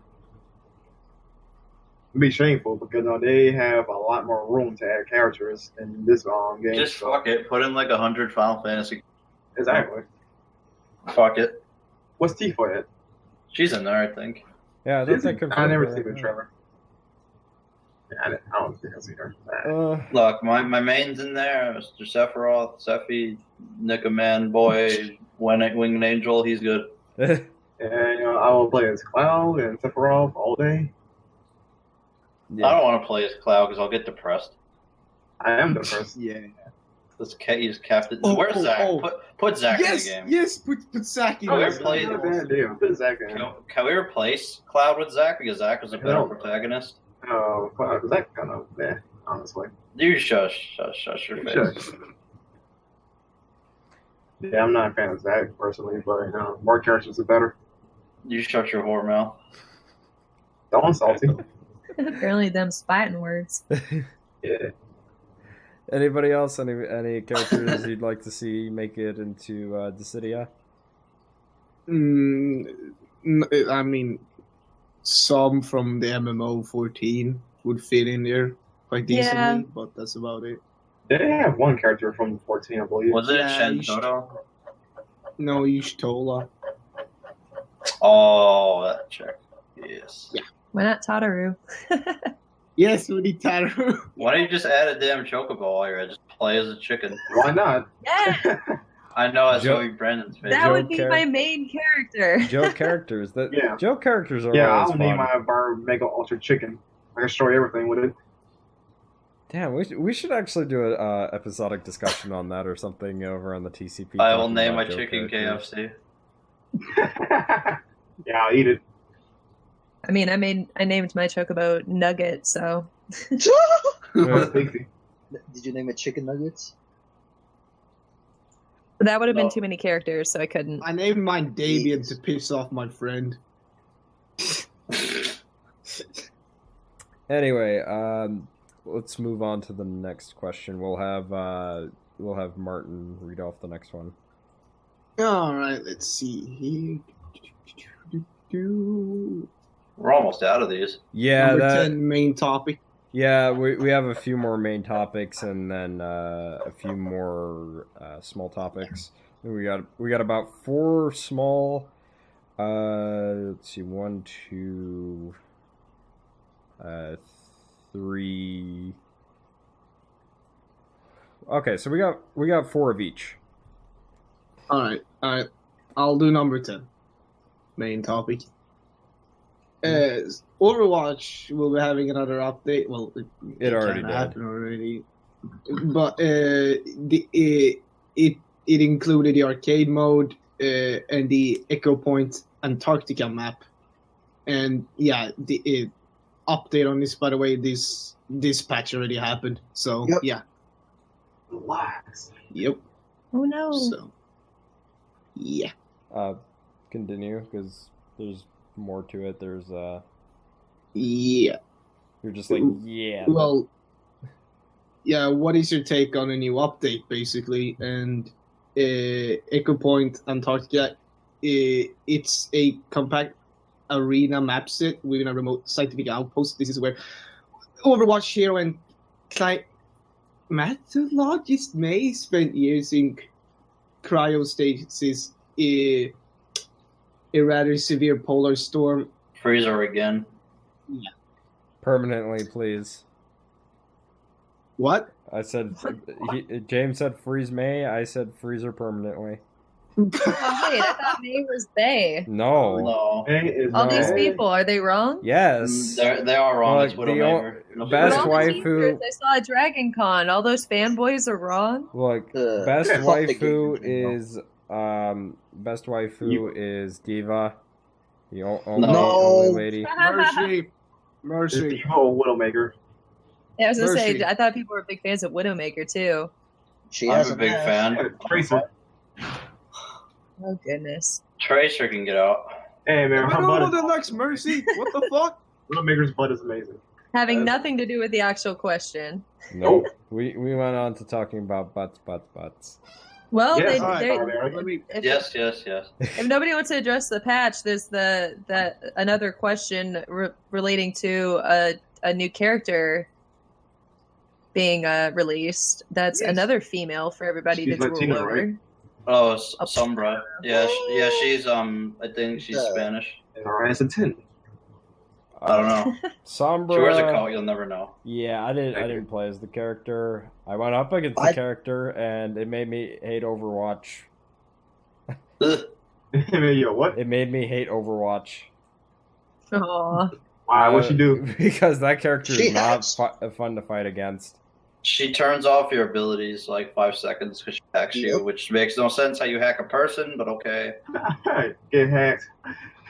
She got your IP address. Put her in friggin' Watch Dogs or something. You know what's funny? Aiden She's too wasn't on neon for Division. Watch Dogs. Like, I think she actually has neon stripes in her hair. Yeah, She's she Mexican. looks like a hipster. She glows literally. That's something Scar would have. Neon lights right here. I you know what? I would love that if they actually develop a hair color for that. I would do it in a heartbeat. But Amen. it doesn't exist yet. I will have to settle for UV responsive. But yeah, so apparently nobody thinks that Sunbird's gonna be a good character. Oh Is that no, what I'm no, gathering from this? we've already played Overwatch with the update. I can't say as far as like how the She's character annoying. plays, but going up against that character is not fun. Is she OP? Yeah. She Uh, got no, 45 good kills in player. one match. I wouldn't say she's overpowered, she's just annoying. Mm. If you go against a good player, then you're up for a tough time. Yep. I got 45 kills with her. 45. Yep. Okay. Which, I mean, the thing is that they'll probably balance that out whenever they update the game again. Or so. ruin the game again. Either Or that, either or, maybe You both. Who You knows? nerfed Genji. You go fuck yourselves. When yeah, let's nerf a character that doesn't need to be nerfed, but we'll keep what's her face Tracer still at the same spot that she's at. She doesn't need any nerfing, at least according to Blizzard. Blizzard sucks. So They've been sucked. I'll let Scar take on the next question. Yeah, so we got about 4 more small topics and 3 more main topics. Well, I feel like we just kind of covered number 15. Did we? Was that 15? Well, yeah, we talked about Sombra. Oh, did we? Okay, yeah, we can. Yes, we did. Okay, so that's Yeah, we can scratch that two one off. two main topics. Okay, I'll read number 14 since it's right there. The October 2016 NPD has been revealed for hardware/software sales. The Xbox One is once again the top seller in the month of October, outselling the original PlayStation 4 in sales yet again for a 4th time. Software sales has Battlefield 1 on both the PS4 and the Xbox One, and Gears of War 4 on the Xbox One as the top 3 software sellers in order. What do you think of October's current NPD, and do you have any speculation as to how November will turn out with the release of the PlayStation Pro? Huh. This is the first time I've- Personally, I do think Microsoft may win this month again, just because of the pros are like apparent problems. I thought they already won. Wait till the Scorpio No, comes out, yes, then it has a million. And they'll have what? Me? Yeah, you cut Yeah. out. I was gonna say, then the Scorpio will come out and I'll have a million more. You cut out again. Oh my god. We'll have it like, what, 1 million sold? Is that what you're saying? No, a million more problems. Oh yeah, imagine it have the returning of the Red Ring of Death. Just remember, you need a 4K TV for the Scorpio, so good luck. And he's not joking too. For it to turn on, you need an actual 4K TV. Well, no, Yeah, it's not so for I it to don't turn think- on. It's just for it to be, displayed. You need a 4K display in order to. Which play. means good luck. I consider that dead on arrival. Yeah, but I think maybe they were just over exaggerating. I think what they really meant to say was You cut that- out over what? Oh, I was saying that they were over exaggerating. I Yeah. think they really meant to say that that it was if you want to see any improvements with the Xbox One getting the Scorpio, you need a 4K TV. Otherwise, there's no real improvements that you'll see between the original and the Scorpio. Which makes it a waste of money. But Or it makes it a waste of money now, but maybe not in like a year or two, because it just depends on whether or not people buy 4K TVs. Well, I would say, in my opinion, I would say no reason for it in general because their exclusives are on PC, and if people has PC, what's the point of buying this Xbox? Right, I agree That's with just that. me. I think that this coming month, though, because Black Friday is coming up soon, Sony might be able to catch up, though, especially now that they have the Slim and the Pro out. but that's about it. I mean, they might have that that catch up here, but I'm not really sure because I don't know how well have they been selling Xbox Ones lately for 4 months or so, right? So it's like Yeah. I don't know. It's just like You know, like after the Pro was announced, the sales for PS4 had dropped. Right, because why would you buy a PS4 when you could just, if you didn't already have one, you could just buy the PlayStation Pro. Right, Yep. or the Slim, because the Slim was Right. coming out at $100 cheaper. Yeah, even with the Slim though, it wasn't selling like hotcakes. So Yeah. Well, yeah, it's because you hear about the more enhanced version. Obviously, you'd go for the more enhanced version. Why would you go for the Slim? Yeah.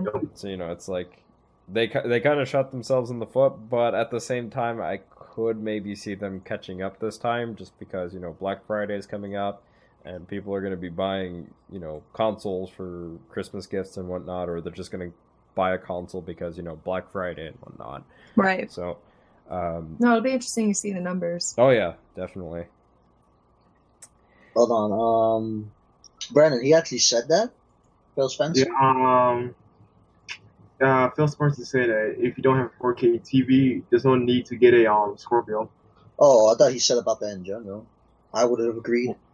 I still don't see a point in even getting an Xbox because all the games are on PC. So I'd rather That's what I get said. a PC. Exactly.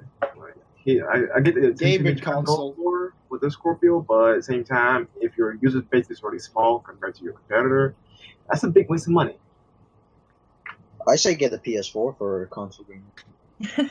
Yeah, get a PS4 and get a PC. There you go. You already have it. Yes. Yes, that's the thing. I am almost entirely a PC gamer, so I don't have a reason to get the Xbox at all because anything I'd want to play is, I already have my setup the way I want it for playing PC. So, so I didn't add to the Xbox One numbers. That's for damn sure. Nope. Good Right. job. Anyway, I think that was a pretty good way to end off on that topic. So why don't we have I'll go next. yeah, okay, why don't we have Brandon go next? I would say take on one of the small topics since we have two more main I'm topics. going to take three of them at once because these should be short answers in a way. Okay. Okay, so Mass Effect 2, 3, along with Blue Dragon, are available for Xbox One's backwards compatibility. To any Xbox owners, will you play them? Nope, Just out of curiosity. don't own it. Not applicable. Nah. I sold my Xbox. Damn. Could care less. Damn. Savage.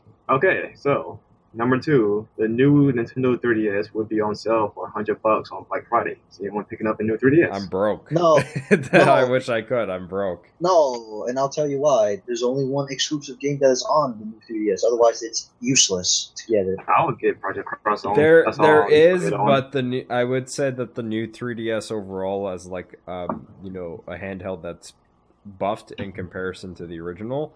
Oh yeah, it's just better. Yeah, it's just a better handheld. I would much rather get that over the original version, despite it. Right, if you didn't already have one. Right, because I don't have a 3DS, so I would Also, much you need to rather buy get a the- charger too. If you don't have a right, 3DS, right. that's But fine. what I was trying to say was that I would much rather just buy that iteration, despite it only having one game that plays on that particular platform. But that said, yeah, I wish I could pick one up, but I just don't have the cash for it. See, I have the prettiest 3DS already, so I'm just gonna keep playing my Zelda themed one.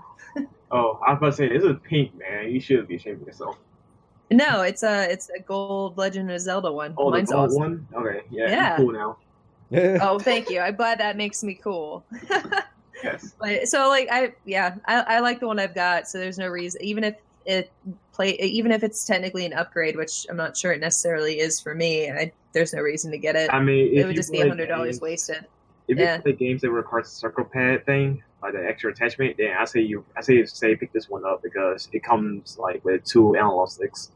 Yeah, I don't play enough for it to be worth it. Okay. Well, then you should be good.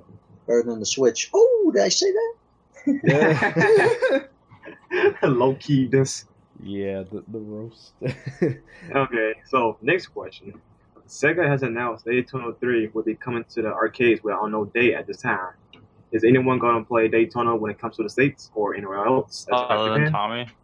Other than Tommy, I don't know who added that question. So I'm gonna be ignorant. But Yeah, I love arcade games though, so that's just me. So like, if there's a barcade in my neighborhood that I like to go to, and if they put it in there, I will play it. yeah, I'm gonna be ignorant and say, what the fuck's Daytona?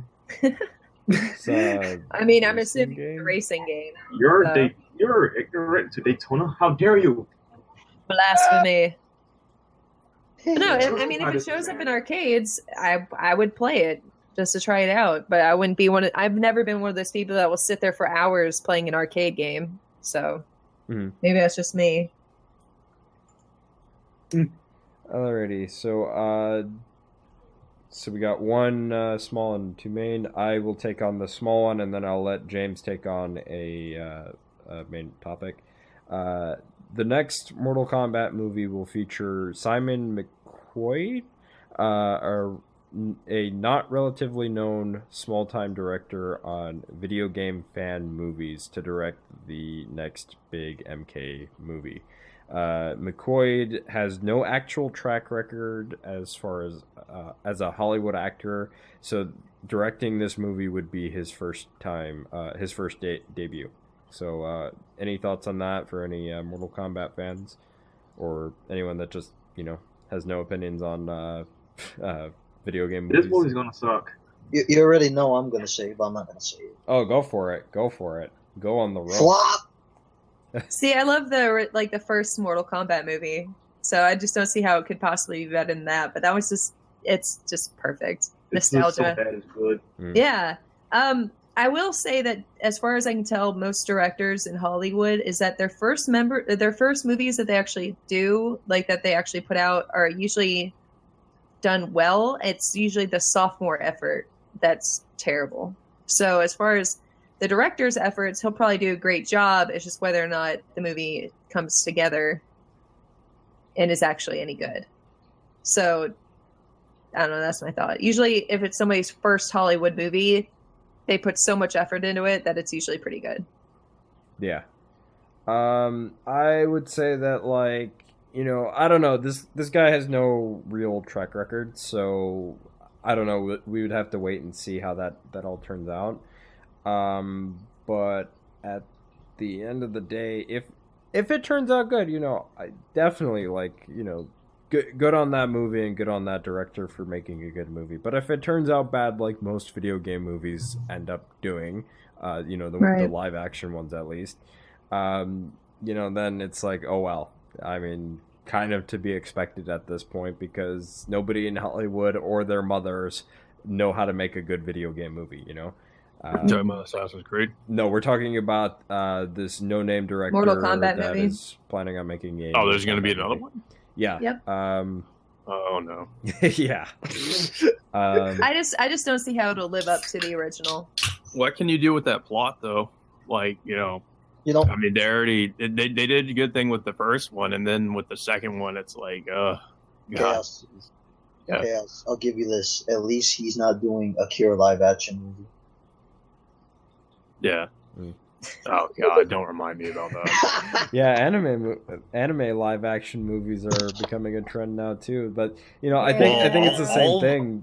With video games, we can say at least a few video game movies have been good or average, but we cannot say that for like any of the anime live action American, or at least the American adaptations. I don't know. Oh yeah, I agree. Japanese. Mm-hmm. So what it turns out is that we have one last main topic. So I'm going to let James read off number 3. It's the last question that we have. So James, take it away. Let's see. Sony has announced that there are over 30 PS4 titles that will receive PS4 Pro support at launch.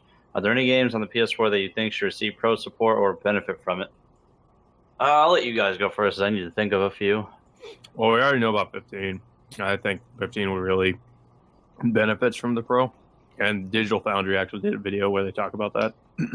And like all the different things that or the upgrades that 15 get on the Pro, like HDR support. But obviously some of the games there, I mostly just want to see exclusive titles, run better, because I guess it's mostly because I'm PC gamer, so I don't really care too much if there's like multi-plat titles run better on it. I mean, that's nice, but I'd rather see the exclusives run better. That's mostly what I would buy the system for. Right.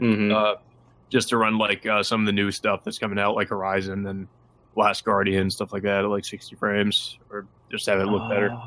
I think stuff like Bloodborne definitely needs a 60.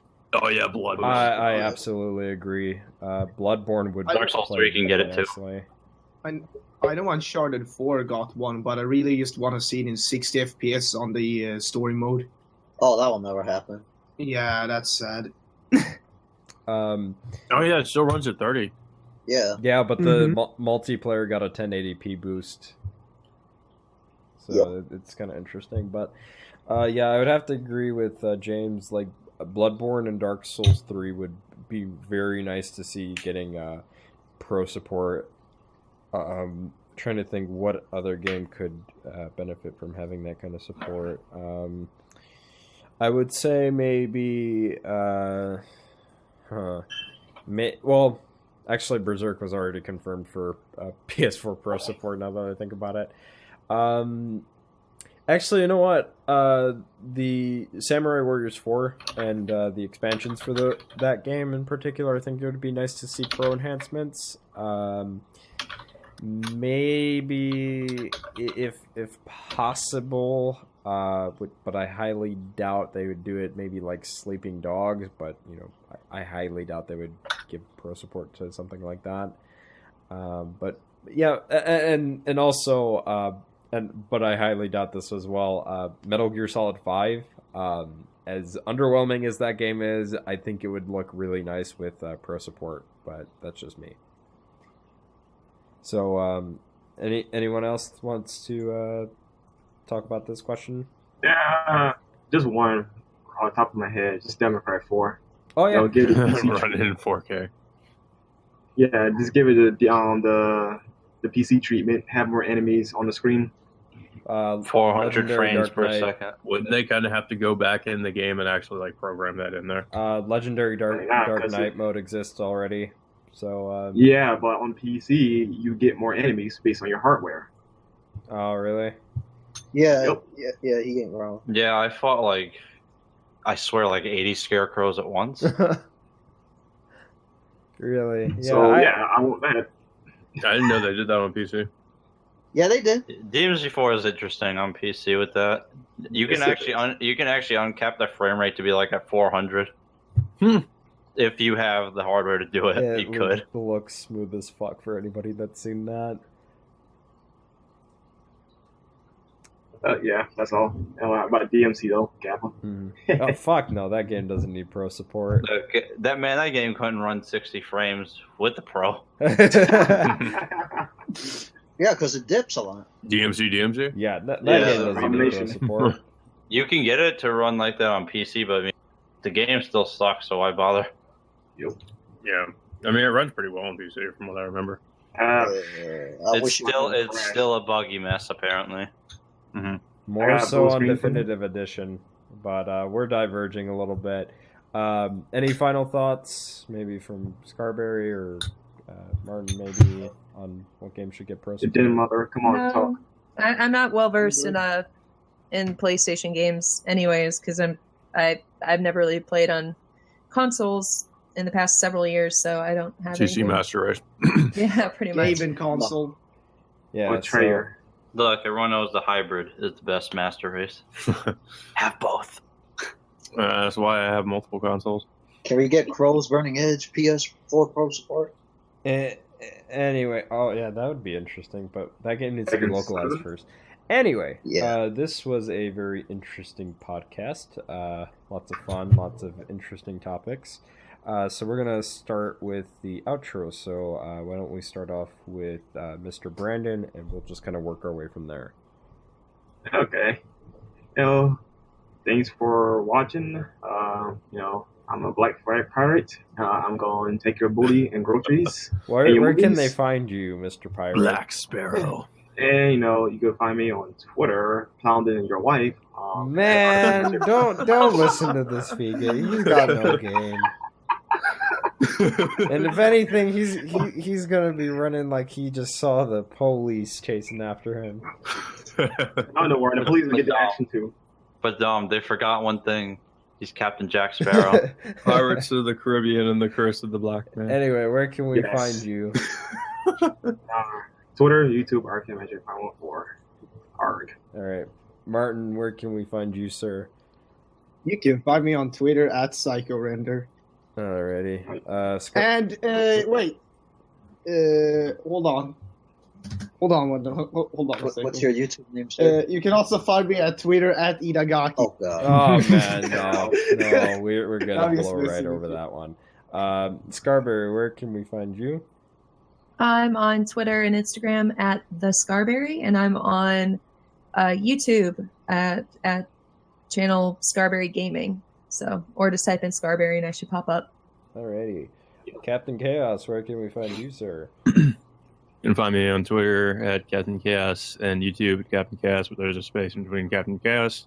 Mostly do Let's Plays, gaming content, unboxings, reviews, stuff like that. So if you're into that, check me out. Yep. Kaneki, where can we find you? Find me on Twitter, Twitch, and YouTube under the same name as Google Order. And yeah, this has been a very interesting podcast. Gears of War 4 still flopped. Also, last but not least, Mr. James, where can we find you, sir? You can find me on Brandon's Pirate Crew at Scallywag James. Good God. No, where can we really find you, though? You can find You can't even say it. I mean, you're gonna smell weird, James. He can.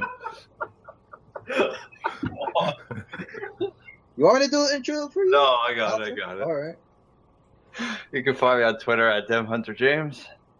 And here on TCP. Yep. Yeah. You can find me on Yeah, Twitter it's at fun to Wilton. find one of these. Anyway, this has been a interesting way to end a podcast. You already know where you guys can find me, but if you don't already, you can follow me on Twitter at BioDevil_Dom. So it's the same as YouTube. I heard that snore, you faggot. Get back to your smelly ass ship. But anyways, Man, he's- it's we're going funky, man. been a nice podcast. Hope you all enjoyed, and we'll see you next time. We'll be going on a hiatus for a little bit, but we'll probably come back in late December, if not early January. But in the meantime, have Remember- a nice holiday.